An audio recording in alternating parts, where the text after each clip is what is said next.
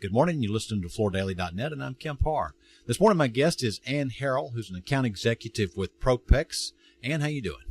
Doing great, Kemp. Nice to talk to you. Yeah, good to talk to you. We used to work together a long time ago at Synthetic Industries. One of the reasons I want to talk to you, this is the 4th of July week. The week used to tell us a lot of intel around what brands were doing well and what type of carpet was selling. Most people know you can't make carpet without backing. Before we get into that, why don't you just refresh our listeners' memory on Propex? Propex is, of course, in the backing business. We have several divisions, Furnishing Solutions being one. We also have Innovative Composites and our Infrastructure Solutions divisions. But from a carpet backing perspective, you're one of the major players. Correct. In fact, our Polyback name brand actually turned 50 this month, so we're rather proud of that. Okay, and a little bit more on that. Polyback is a synthetic woven backing made out of polypropylene, and before Polyback, most of the carpet industry used a natural product that was made out of jute, right? That's correct. Let's talk about what this 4th of July holiday is telling us. Tell us what you're seeing out there as far as who's working, who's not. And I know you don't want to get into specific company names, but you can perhaps generalize by the type of business they're in. Okay, be glad to do that. It is still a very telling month for us since we do deal with so many of the different mills. If you compare year over year, mills with a residential focus last year, a lot of them ran full out.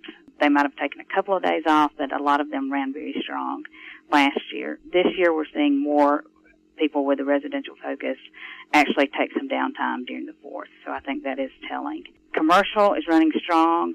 Particularly some of the boutique mills are running very strong, but we do see commercial as having a pretty good year so far this year. So what you're telling me is what we're hearing so far this year, 14 is not quite doing as well as 13, right? Correct. First quarter was slow. I think everyone thought that was weather-related, but May and June have not picked up like we had hoped they would. You can even dig even further than that. Do you see any trends from a specific product type standpoint? Because some of these mills, they have upper-end mills that make upper-end product. They have, blow-and-go mills that make multifamily type products. Generally, you can tell by which mill what's selling. I would say it's the multifamily type products that are particularly slow right now. Are you seeing more business on those manufacturing facilities that make the upper end product? Yes, they seem to be doing pretty well this year. Still slow the first of the year, but seem to be picking up better. All right, so give us a little bit of an update with Propex. I know that you have a plant in southern Georgia that's called your Hazelhurst plant, and you guys have been spending some money down there with an expansion. Talk about that if you would. Correct. We have our ISIS product, which is a woven RPET for modular carpet, and we started making that in 2011. Started making it in Gronau, Germany, and we're now expanding and adding a line to our Hazelhurst facility. So we'll have 2 sources for that fabric. And we've sold millions and millions of square yards of ISIS. It's been a very stable product.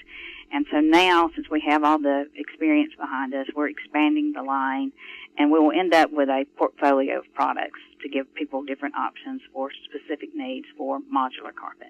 All right, so you threw out a 3-letter acronym a minute ago. What does that stand for? Recycled polyester. Okay. So you're expanding that.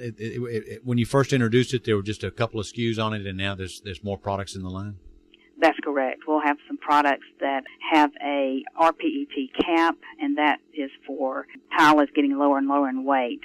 So that will help with those type products. And then we'll have some products that address other issues as well. Now, I know you don't want to get into specific companies that are using this product, but talk a little bit about the type of companies that are using ISIS. We have some large companies using ISIS, and then we have some smaller boutique type companies using ISIS as well. It fills a need in a lot of places versus non-woven.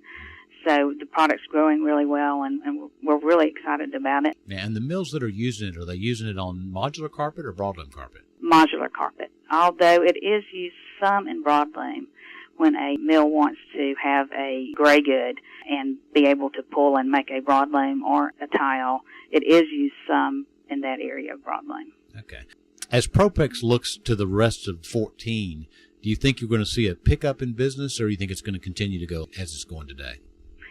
We do not think it is going to be as strong as 2013. We are seeing some signs of it picking up, but it'll take a really strong end of the year to pick up from where we've lost first quarter. Yeah. Okay, Ann. Well, it's great to talk to you. Again, been talking to Ann Harrell, who has a window into the business based on her perspective as a component supplier. She's an account executive with Propex, and you've been listening to Kemp Harr and FloorDaily.net.